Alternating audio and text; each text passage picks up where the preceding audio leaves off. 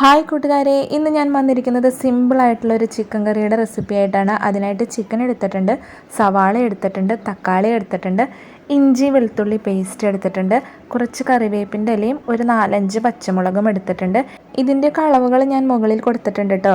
അപ്പോൾ ഇനി ഞാൻ ഇൻഡാലിയത്തിൻ്റെ ഒരു വലിയൊരു ചീനച്ചട്ടി എടുത്തിട്ടുണ്ട്. അതിലേക്ക് കുറച്ച് വെളിച്ചെണ്ണ ഒഴിച്ച് ചൂടാക്കി കഴിയുമ്പോൾ ഇഞ്ചി വെളുത്തുള്ളി പേസ്റ്റ് ഇട്ട് നല്ലതുപോലെ വഴറ്റിയിട്ടുണ്ട്. ഇനി അതിലോട്ട് കുറച്ച് കറിവേപ്പിൻ്റെ ഇലയും പച്ചമുളകും ഇട്ട് കൊടുത്തു. പിന്നെ സവാള ചെറുതാക്കി അരിഞ്ഞതും ഇട്ട് കൊടുത്തിട്ടുണ്ട്. കുറച്ച് ഉപ്പും കൂടി ഇട്ട് ഇതേപോലെ അങ്ങ് വഴറ്റിയെടുത്തിട്ടുണ്ട്.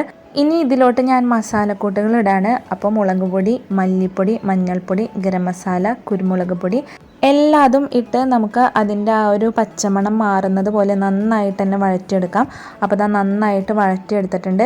ഇനി കഴുകി വെച്ചിരിക്കുന്ന ചിക്കൻ നമുക്ക് ഇതിലോട്ട് ഇട്ട് കൊടുത്ത് വീണ്ടും നല്ലതുപോലെ ഇളക്കി ഒരു ചെറിയൊരു നാരങ്ങയുടെ നീരും പിഴിഞ്ഞത് ഒഴിക്കുക. എന്നിട്ട് വീണ്ടും ഒന്ന് ഇളക്കി കൊടുത്ത് നമുക്ക് ഒരു 1.5 ഗ്ലാസ് വെള്ളം കൂടി ഒഴിച്ച് നമുക്കിത് നല്ലതുപോലെ ഒന്ന് അടച്ച് വേവിക്കാം. ഇടയ്ക്കൊന്ന് തുറന്ന് നമ്മൾ ഇളക്കണം കേട്ടോ.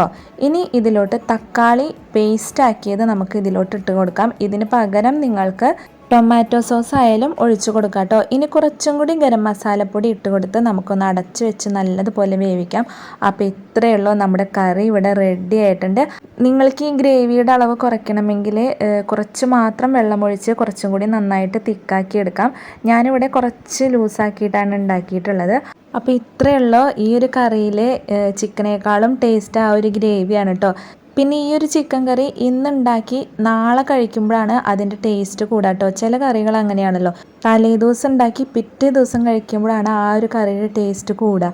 ബിരിയാണി കൂട്ടി കഴിക്കാൻ സൂപ്പറാണ്. അപ്പോൾ എല്ലാവരും ട്രൈ ചെയ്യാം കേട്ടോ.